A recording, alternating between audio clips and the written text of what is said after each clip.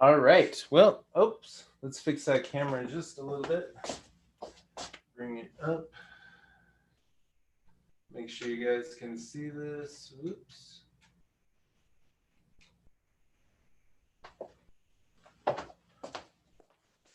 All right. Move that out of the way.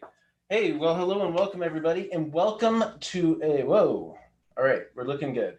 Just wanted to make sure everybody could see this.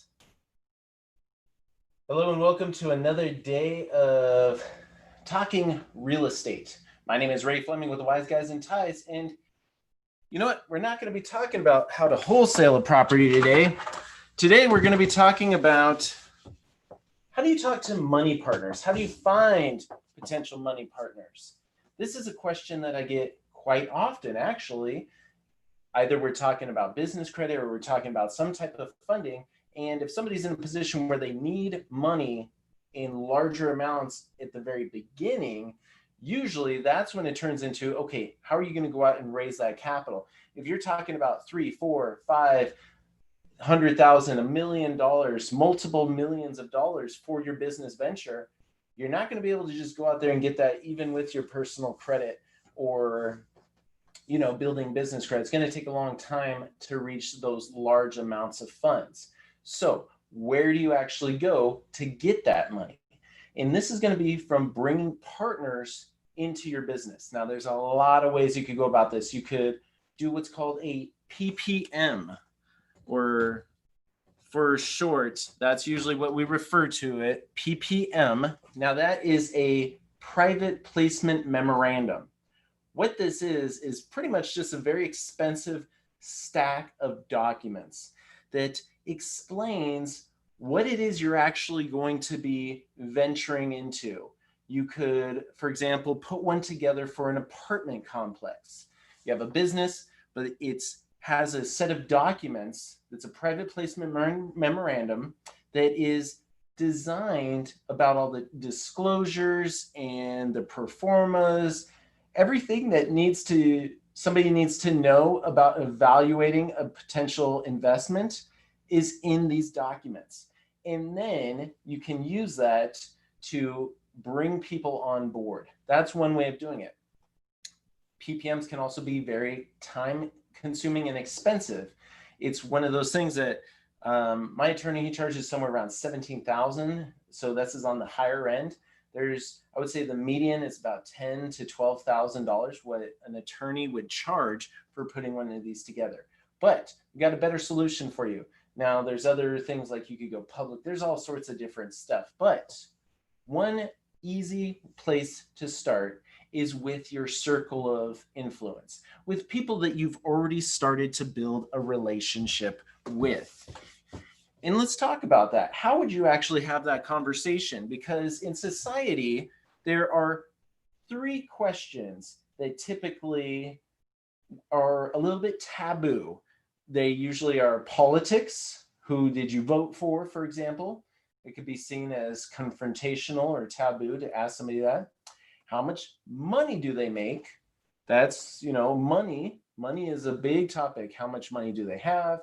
This is a controversial thing. It's not quote unquote polite to ask somebody how much money they have. How much money do you have in your savings account? It's not something that normal people ask. And also religion. Now, the great thing is to be a successful real estate investor, all you have to do is get good at asking people those uncomfortable questions, asking them about their religion. I'm okay. I'll let you guys know, hey, I'm a Christian. That's just what I believe. Does that mean that you have to be a Christian to work with me? Absolutely not. It doesn't. But I bring that to the table and I'm not ashamed of it. Also, financial. I talk about, for example, my wife was having a discussion with somebody this morning about insurance. Well, I try to bring my income levels to as low as possible for insurance reasons so I can actually not have to pay as much as insurance. Am I ashamed of that? No, I use the tax system to my advantage.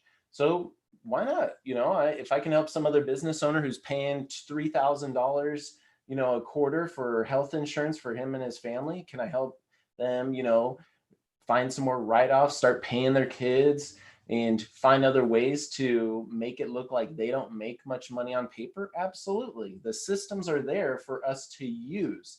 And just because somebody wants to say, well, isn't that taking advantage of the system? No, it's actually using the system to my advantage, because if I don't use it to my advantage, the system's going to take advantage of me. And that's where this controversy comes into play about money, about taxes, because simply because somebody doesn't understand it doesn't mean that you need to be taken advantage of as well. So these controversial topics, we have to be okay with talking about it. And in order to get partners on board, one, you got to have a business idea, which, we've been starting discussions about how to put together a proper business plan, a business model. But more importantly, how are you going to find these folks? So one thing that I did was I plugged into different networking events. And so let's talk about that. First, you have to find the people. We're going to go through a process here of finding the people. Next, we're going to tell the story. We're going to build for some type of event, and we're going to follow up. This is kind of the foundation of how do you actually find some folks, build relationships with them, and stay connected. Because I got a question for you folks. How long does it take to build 1 year's worth of relationship? How long does it take to build a year's worth of relationship? Yes, absolutely. It takes about a year. Okay, so it's not something that can be built very quickly. It's something that takes time to be built. So first we have to find the people. You can find the folks through networking events. If you're in a place where, hey, everything is kind of shut down right now, it didn't eliminate Zoom meetings. There's still a lot of folks that are getting together at restaurants for little smaller dining groups. There's people that are getting out and about and going hiking, riding bikes. Not necessarily everybody is shut down. There are opportunities to do some networking. If you're in a situation where, hey, you're like, everything is shut down, Ray, nobody's meeting in person, there's no opportunities there, what about social media? Social media is a fantastic avenue. You can go into somebody's page, somebody's YouTube. I know that, for example, there's a lot of folks who have engaged with our YouTube channel, and they have built relationships. And I've seen those names frequently in the chat boxes in our Zoom webinars. And when it comes time for us to talk on the phone, that's somebody else who I end up talking to a little bit more. I mean, it's because I'm kind of curious. I'm like, I've seen them. I feel like I've already met them. I've known them. And we've started to craft this relationship. And it can be done very easily through these social media outlets. And so first you have to find them and get engaged. Find people in your local area, somebody that would be willing to go out to coffee. Now, I've had some folks say, oh, can I take you out to coffee and kind of pick your brain? I did that in the beginning. It's a little bit different now. Now it's trying to be intentional about what we're saying to somebody. If you want to build a relationship with somebody, then what is it that they need? Try to help solve their problem. Come at it with not, hey, I just want to get you a coffee so I can have a discussion with you and try to get a bunch out of you for $6. Do something different, like asking them, hey, what do you need that could make this week or next week better for you? I'm telling you, if somebody asked me that, I'd be like, whoa. And then so because I think about that, then I will go and ask somebody that. I say, hey, what do you need? What do you need in the next 4 weeks that would help take you to the next level? And then I will try to fill that gap. And that is a relationship right there that's being built. So let me tell you a little example. There was a guy that we came across. He needed to sell these 2 properties. He was tired of being a landlord. So what did I say? I got it. I'll help you. We got this. Don't worry about it. I'm going to take care of that. I had no idea how that was going to happen. So first I had to find somebody that, one, had a problem, or somebody that I just wanted to build a relationship with, and next shared with them who I am, what I do. That's kind of telling the story, but also finding out what their story is. Who are they? What is it that they desire? And so as they would tell me what they desired and what they were looking for and what they needed and how I could help fix and solve their problem, then that's when I went off to help solve that issue for them. And then I came back and solved it. For example, this guy, he had these 2 properties and he needed to get them sold. This guy here was 70 years old. He's tired of being a landlord. He's like, I got a total of 5 units. I think there's like 3 units and there's 2 units over here. And I said, hey, look, I'll find somebody to take these off. This was a few years ago. I said, I wasn't in a position to actually purchase these, but I said, hey, I will go and find somebody that will actually take these off your hands. And I am not going to charge you the realtor's commission. What I'm going to do is I'm going to make you a fair offer. What do you want for these? And so we came up with a price. And for example purposes, we're going to say $500,000 for this package. I said, okay, that's what you want. I'm going to go do my best to find it. I had ran my numbers and it seemed reasonable. There was a little bit of, discount there. I think because he was looking for somebody to purchase these outright. If he really held on and sold at each property individually, he could probably get about 550, but he just wanted it gone. He had tenants in him, ready to move on. And so what did I do? I found out that he had this problem and I went and solved it. Now, is it always going to be some real estate related problem that you're solving? No, it could be, somebody just wanted somebody to talk to. I've built a lot of relationships that way. I have a lot of older friends that, they get a little bit lonely. So we regularly meet to go grab a bite to eat. I have some older folks that I do a Bible study with no intention of actually doing stuff, but building a relationship. That's the number one goal of all of this. The number one goal of being able to get what you want is to help enough people get what they need. And your goal should never be going into a relationship to try to get money. Your goal should be to bring value and build a relationship.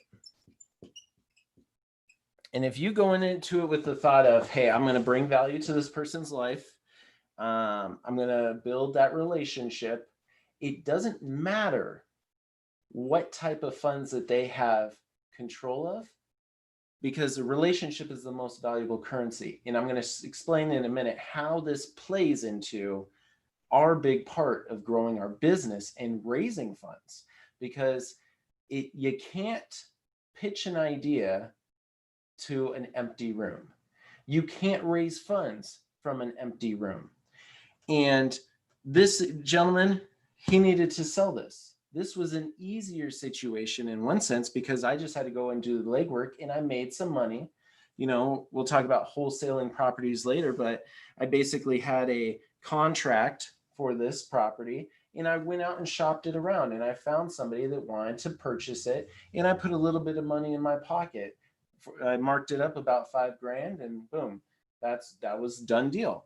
I didn't make a lot, but what I did was I made a relationship. I helped this guy get it done, get it smooth, and stay engaged. Something else that was happening with this gentleman is he had a lot of family issues that were taking place. There were some sick loved ones, and he wanted to get free from this property situation because he was managing it so he could take care of what he needed. And this built a relationship. and we've been friends for a long time. We've had dinners together. We've had, he's had my wife and I over to his house just to socialize and hang out and to be people, because there's no more age gap.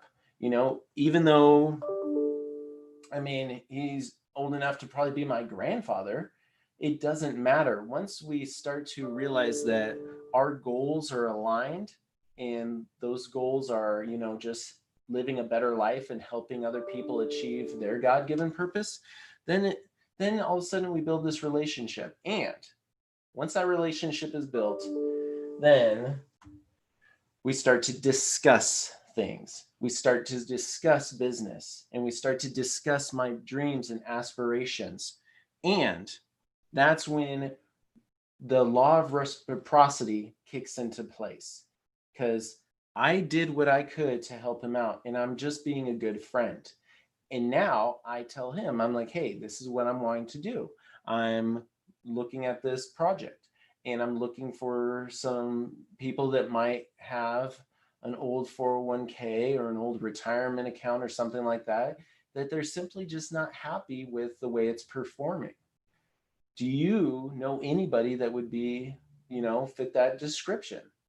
And that right there, after we built the relationship, is when we start to let people know what it is we're actually doing.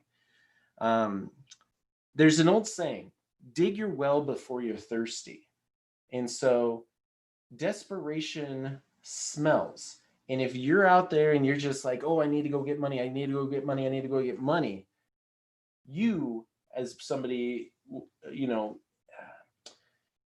when somebody does that to you, you can sense it. And it's a turnoff. If somebody's coming to me and they're like really just trying to get some money, it's like, whoa, like that's really trying to kiss on the first date. Maybe that would work, but most of the time it's not going to lead anywhere. It's going to be a short-lived relationship. So finding somebody, helping them solve the problem, it's like dating. It's getting to know somebody. It's getting to know their family. It's building these relationships. It's bringing value to them. And it's not like you have to spend every day with them, but you stay connected. So you first have to find them, find out who they are and what their story is, and share your story with them. Then build for some type of event. Is this a Zoom meeting? I meet with guys every, on a regular that, are older, and for, because of their health reasons, we don't necessarily want to get together in person. I respect and meet people wherever they're at. I'm not going to try to force something on them, or, let's say that, I'm like, well, I think I'm perfectly healthy. If I get sick, I'll probably be perfectly fine. But that's not necessarily the case for somebody who's 70 years old and has some health concerns. I need to be cautious and protect them. So I'll meet with them via Zoom. I don't want them to feel left out. I don't want them to feel alienated. There's a lot of people that are left alone right now, and it just doesn't have to be that way. Staying connected is crucial, especially as we move into the next few months. Remember, this whole thing was supposed to go away in about 2 weeks. This was, hey, let's flatten the curve. Not the case. This is going to be an issue for some time, unfortunately. So the question is, how are we going to continue to build these relationships in the new digital age of being, having to keep a little bit separate? Because I'll tell you, there's not a lot of 30-year-olds that are running around out there with money to invest into your rental business or your fix and flip business. There's just not. It's going to be people that are retired. And how do you build those relationships when everything is shut down? It's staying connected. It's getting on Zoom. It's doing what's ever a good comfort level to them. Just talking on the phone, hearing stories. And I'll tell you, some of the best wisdom in lessons that I've ever learned were from people that are much, much older than me. I screw up every day. I'm gonna be fully honest with you guys. I screw up all the time. And I think that's actually one of my strong points is I screw up more than most people. I really there's no shame in the game. Like, I will just try something, and if I screw it up, all right, We start again tomorrow. That's okay. I got time. I can do it. So back to this idea of building these relationships. As we find these folks, build those relationships. Now it's how do you actually ask that question? And so let's talk about that question. So first, there has to be a relationship built. This can't really be somebody that doesn't know you. But have you ever heard that the idea of 6 degrees of separation, that every single person is only 6 people away from anybody else in the world? So here you are.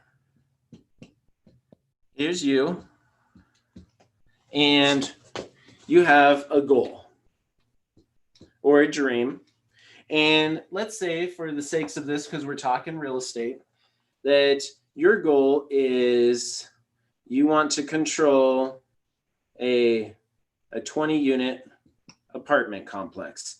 And this is going to cost you $2 million. Okay, so that's your goal. How are we going to get there? Well, we're going to have to start telling our dream to the other people that we've started to build relationships with. And all we're doing is fishing. We're fishing for somebody to be slightly intrigued, slightly interested. And so maybe if you tell this person, you're like, hey, I've been really looking into real estate, and I really think it's achievable for, in the next year or two that I could get a 20 unit apartment complex. And so maybe they think like, no, don't do it.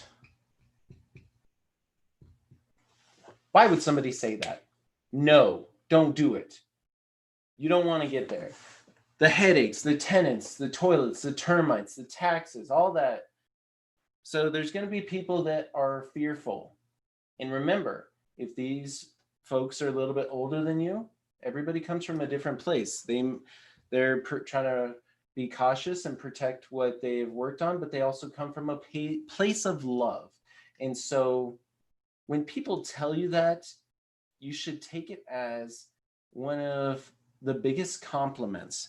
When somebody in your family tries to discourage you from doing something, don't take it as they don't believe in me.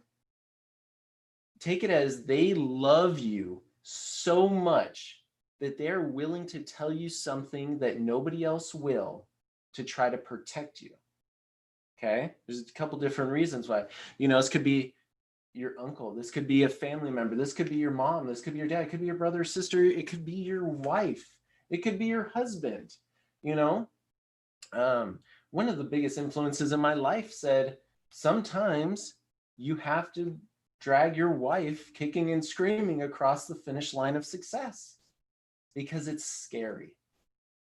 Our friends, our family, we love them, we care about them, and if something in our minds lets us know that they're going to be hurt or there's a potential for them to get hurt, then I'm going to try to keep them from that. But that's what I do as somebody who loves somebody else. Now, do they realize that they are stepping on your dreams? They don't. They're just thinking about, from their point of view, that looks too dangerous. And that's why most people don't do it, because of fear and how that sets in. So somebody says don't do it, don't let it ruin the relationship. Just say, hey, you know what? I'm so grateful for you being willing to say that to me. And I'm thankful for that. You know what? How's the kids? And change the subject and just keep moving on. But don't discourage that. Keep that relationship intact because it's important. Now, remember, as we're going through this is your very first time. If you've done it successfully, this person, the next time around, once they've seen you do it for a year or two, oh, I have a whole lot of these no, don't do it's that are now, I knew you could do it. I'm like, yeah, right. You totally did not say that in the beginning. You totally were like thinking that I was going to have to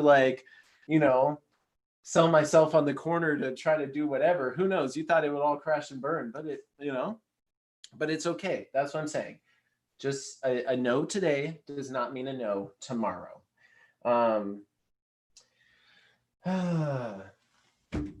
oh, where is the other guy? Yeah, you guys, if you guys don't know, we did. We lost our good friend. See in the chat there some questions. Yeah, our good friend Joseph, who we have built Wise Guys and Ties with. We did a lot of this together. We did a lot of relationship building together. He's truly my best friend in the entire world. And for some of you that haven't seen any of the emails that came out or any of the other videos that we talked about, what took place and what happened. Yeah, Joseph, unfortunately, he passed away, and that might be brand new news to some of you. And it's a loss that literally has shattered the business credit community, the real estate investment community, the Tucson community. He was one of those people that was just amazing beyond belief. And that's why I know that our dream together was to make sure that people have the knowledge, the tools, the systems that they need to go out there and do something different. And I remember when Joseph first sat down at a Chick-fil-A with me, and we show up in Chick-fil-A and we got our suits and we got our ties, and I'm somebody that you would call, I'm like there's a personality trait called a director. I am a director. It means I like fancy things, lavish lifestyles, the experience, the traveling the world. That's me. Joseph was very executive. It's hard-lined, what's the numbers to the T. And so the blend was amazing. And so one belief that I had was that we couldn't approach anybody unless it was at a fancy restaurant. And, I mean, the low, I was like, well, maybe Starbucks or something like that is really pushing it, but we need to take them out to Fleming Steakhouse, Ruth Chris, if we're going to be getting hundreds of thousands of dollars. But what I understood is the people that actually have a lot of money to invest or to become a partner and who think outside the box, they're the folks that are wearing the gift shop T-shirts with wolves on them and torn jean shorts that they've had for 24 years. They're driving the 1996 Honda Civic because it's still doing good. Those are a lot of folks who have the money. Walking around with the Gucci and the Louis Vuitton and stuff like that, it actually wasn't really designed for wealthy folks. It was designed for folks to think that they're wealthy. Hopefully that didn't upset you. But, Joseph and he broke that to me, and he said, hey, Ray, it doesn't matter where we are. And it's probably more likely, because we're a real person at Chick-fil-A, that somebody's going to come on board with us. And so Joseph and I remember the very first time when we were setting up our business, we sat down with a gentleman that we had a relationship with. We had met him in a real estate investing networking group, and we had known him for about a year and a half, and he had known that we were hardworking and we had spent time together, and he knew our Christian beliefs, and that aligned really well with what he was looking for in potential business partners. And we sat down with him at Chick-fil-A, and I'm sitting in there with my suit and my tie, and I'm thinking to myself, man, how on earth are we going to ever get any money from somebody that we know, but at Chick-fil-A? That just wasn't something that lined up to me. And, Joseph sat there and he did this. He said, hey, we have an idea. We've been tracking it on paper. We have, and he pulled out a big stack of papers. I'm looking for a big stack of papers, but pulls out this stack of papers of properties that we had been looking at. We had ran these marathons of flipping houses virtually. We had tracked it at the auction, and then we had seeing who bought it and where it's sold to and how much it's sold to. And then we had seen, we'd go by and see, if there was work taking place or what was happening. And then we got to know other real estate investors. And so we spent months doing this. We spent months tracking data. We spent months going down to the auctions and getting to know the players. We started going by their projects and seeing what the work is doing. And I'll tell you, when somebody has like a fix and flip that's going on, they love to show it off. They want you to see what's going on because they're artists. When you're rehabbing real estate, you are an artist. You're taking something that is ugly, that has been unloved, and you are creating a beautiful piece of artwork for somebody or some family to love and enjoy. And so we had done that. We had tracked all of this information, and then we saw what it would sell for.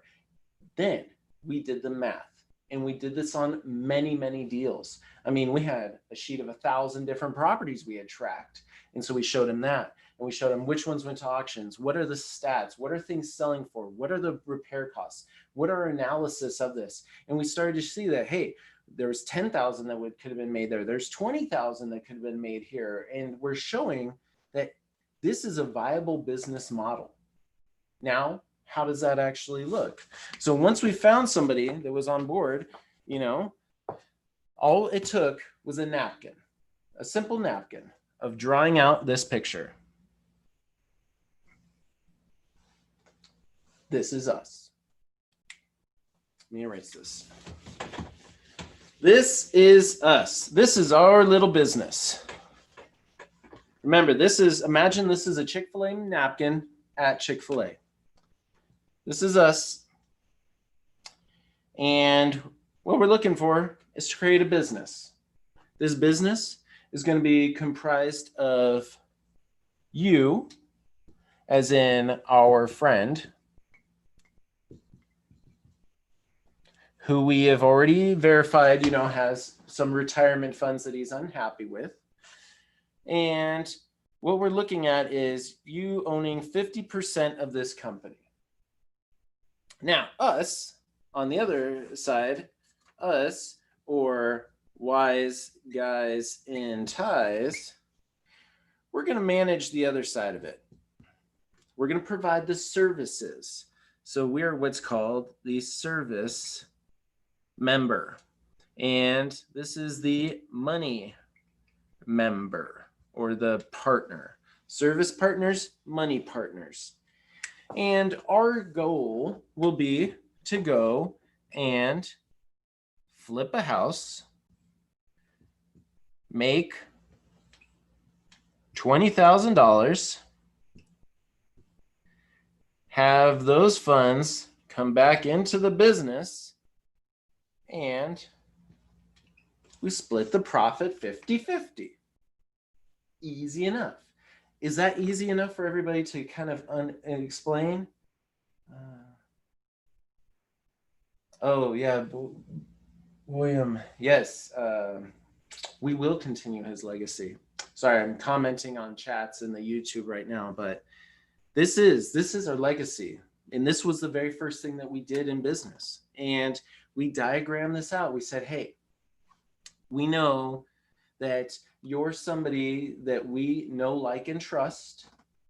And we hope that you know, like, and trust us. And together, we could do some really amazing things. And I'll tell you, this guy spends a lot of his time doing charitable work. He's still working a little bit, but he had saved up, a good amount in his retirement account. And, we were hoping for maybe about $50,000. We're like, okay, $50,000. However, he said, you guys are going to really probably need more than that. By the end of the day, after everything was done and said, since he believed in us, he also believed that, taking $225,000 of his retirement to put towards this venture was a smart decision, which it was. It really was. And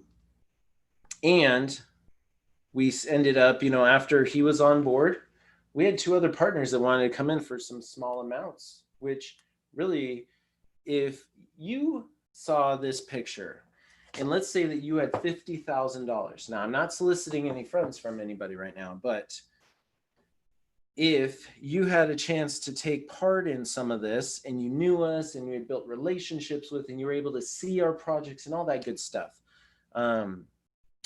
We had another person who had $50,000 and he's like, I want to be on part of that. I want to be part of this. I want to get involved in this somehow. And so he came in and he has a little bit of ownership on that as well. So this is what it actually looks like when it comes down to the table about bringing partners on. This is the easiest way to do it. So all you're doing is creating a partnership LLC and people are bringing money and then you're bringing services. What this actually looks like is Wise Guys and Ties contributing, in this case, $225,000 worth of knowledge, relationships, and services. So our job is to go make that happen. His job is just to let his money work. Does that make sense? And so back to, how did we even find out that he had that $225,000? It was those questions. Once we got to know each other, hey, this is what we're looking to do. Do you know anybody that has an old retirement account or an old 401k or an IRA, and they're just not happy with how it's growing? Do you know anybody like that? It's indirect. And they'll either say, I do, I don't, or that's me. And if it says, well, I'm one of those people, fantastic. This is what we are looking at putting together. Now, is that easy? It seems easy, but it's a lot easier said than done. But what it does require is action. It requires you taking that step to start to track things, start to get your mind wrapped around what's going on, start making some connections with professionals. Now, we're talking about real estate, but this can really go into any realm of business that you want. You want to start a restaurant. Find some people that love going out to a restaurant, love going out to eat. There's meetup groups and things like that where people get together and go dining. That is still something that is taking place. Like I said, things are a little bit weird. We all know that. But whatever your comfort level is, wherever you're at, and whatever's available where you are, because every single state is different. I was talking to was it Missouri or Michigan? I think it was Michigan. I was talking to somebody in Michigan earlier today, and where they were, just everything was like, locked up. They couldn't even go and see their friend. And they're probably, I think, mid-20s or something like that, but haven't seen any of their friends in a long time. And so, but then there's places like, I was talking to another guy in Texas, and the area that he's at is kind of like wilderness and foresty, and he's like, you wouldn't even know that there was a pandemic going on because it's just normal business here. And so it's very interesting. And so wherever you're at, find what's working. What do you have access to? Do you have access to some online meetings? Do you have access to people in your church? People that you used to go to school with? I mean, Facebook, Instagram, YouTube. Get out there, build those relationships, and start digging your well now before you're thirsty. And who knows? A relationship you build today might lead to all that money down the line. Because like we said, that person that says no, do they know somebody who has an IRA or an old 401k that they're unhappy with? Maybe they do, maybe they don't. But the more people you know, the more people you talk to, the greater chance you have of actually bringing somebody on. Now, this person is not the first person that we've talked to. We talked to many people. People are like, no, that's okay. But how many no's would you have to get in order to find somebody that said yes? How many no's? How many people would you ask if you knew that at some point somebody was going to say yes and give you $225,000. Let's do a little bit of math here, because I know it required about 500 hours of work to get to the point where somebody was willing to offer that. And that's 500 hours of non-paid work. That's just learning about real estate. That's doing some legwork. That's building relationships. Was it worth it? Was it also worth it to go through about 500 no's? Now, I don't think it was that many, but statistically, let's say, what if you had to ask 500 people yes or no, if they were involved? And on the 500th person, they said yes. Is it worth it? Let's do the math on that. Okay. Because I know a lot of us have a fear of people telling us no. I'm going to bring the calculator out. So let's bring this calculator out. If the goal, let's say that we're just going to use a round number, $200,000 for your business. Whatever your dream is, you want to get into real estate, you want to buy your first rental, your goal is $200,000. How many no's, or how many people are you willing to go through to find somebody that will say yes? Let's use 500. I know statistically, if you ask 500 people and actually have a relationship with 500 people, and nobody, and you couldn't even put 4 or 5 of them together to get 200,000, then you got to get more knowledge. That's all it is. But let's say that 500 people to get to 200,000. But that means that 499 said no to you. No. Scary, right? People saying no. But what is that like? Let's see. So $200,000 divided by 499. What does that work out to? Wow. Did you know that for every single no, you made $400? Did you ever think about it that way? Every single person that says no is worth $400. So are you willing to get somebody to tell you no for $100? That moves us up to 2,000 people. If we start to change our mind, we were talking about this on Tuesday, where I love my wife to death, but she comes home and she's like, oh, I saved this much money. And I'm like, oh, okay, how much money did you save? She's like, probably about $50. This was on sale, this was on sale, this was on sale. And I'm like, well, that's nice, honey, but it's just the words that we use. We didn't really save anything. We still spent $100. We just didn't spend $150. So we didn't really save anything. We actually spent $100 today. But it's just the way that my mind thinks now. And so the same way, I have no problem with somebody telling me no, because that just means it's that much closer to a yes. I'm like, perfect. The sooner you can tell me no, I can go on and try to ask somebody else. Tell me no, so we can go on to a yes. Oh, you're no? Okay, let's go on to another one. All right, oh, you on board? No? Okay, that's fine. I'm going to just keep swimming through everybody until I found somebody. There's no point in stopping, but what happens, and what happened to me, is I got too many of these in the beginning. Everybody's like, oh, no, Ray, you'll never make it. Oh, that's terrible. That's terrible. That's a horrible idea. No. And I couldn't take it. After about 15 no's, I'm like, I'm out. We mentioned Joseph earlier, and Joseph had shared this book with me, and it was Go for No. It's an easy little pamphlet book. You know what? I have one. If you guys are watching this right now, throw in the chat that you want the book Go for No. Whoever on YouTube puts it in there first, I'm going to send you a free copy. Anybody in there? Send in, say, I want, go for no.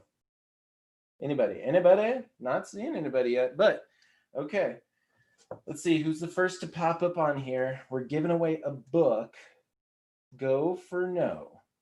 Now, in this book, it just changes things from focusing on people saying yes to people focusing on saying no. No is a good thing. You want people to tell you no because it's getting you that much closer to a yes. And so if you can start to add a value to how many no's, all right. Gersharan, I don't know how to pronounce your name, but here, send me an email at here, I'm going to type in my email at ray@wiseguysandties.com. Send me your name and address, and I'm going to drop it in the mail tomorrow. Got one for you. Happy Thanksgiving. All right, cool. So it's important though. It's where our mind thinks. But if we can make a reassociation with what we have been led to believe, like not talking about politics. My mom loves that. My mom's like, really, why are we all talking about politics? Why are we all talking about money? Why are we talking about religion? I'm like, hey, whatever. We're going to do it. We're going to do it. And, but it gets to the point, and I don't argue with people about it. I don't well, unless it's like my siblings or something. I love arguing with them about it. But I try not to argue about these things with people. But it does open up good discussions. And people that are like-minded will end up doing business with other people that are like-minded. It's just the way it is. It's not that, I've done business with people that are Buddhists, that are Jewish, who are atheists. It doesn't matter. But I'll tell you, the relationships in business that have outlasted the test of time are the ones that believe the same things I believe, because we're just on that same wavelength. Does that make sense? And so I encourage you to go out there and build relationships. Find people that are like-minded individuals. Find people that like doing what you do. And continue to grow your circle of influence, because when it comes time for starting your business or whatever it is, or even when it comes time to you've already started and now you need people to buy your product, that's where you're going to need to go first. But don't be afraid of asking them if they say no, because a no today doesn't mean a no tomorrow. But also, whenever you get a no, just remember that you're that much closer to a yes. So, folks, that's kind of what I had to talk about today by Sing. Go by Sing. Okay. Sing. Thanks, dude. Good to see you on here. All right. So, folks, that's what we were talking about today on how to find money partners, how to talk to your money partners. And is this thing sliding down? Did this just slide down? When did that slide down? Huh. Interesting. Well, that's okay. But have a happy Thanksgiving. We will see you next Tuesday, where we debut free credit repair and access to your own credit banking calculation, so you can start plugging yourself in absolutely free. It should be off the hook. We look forward to it, and we look forward to bringing that to you guys. Good night, and God bless.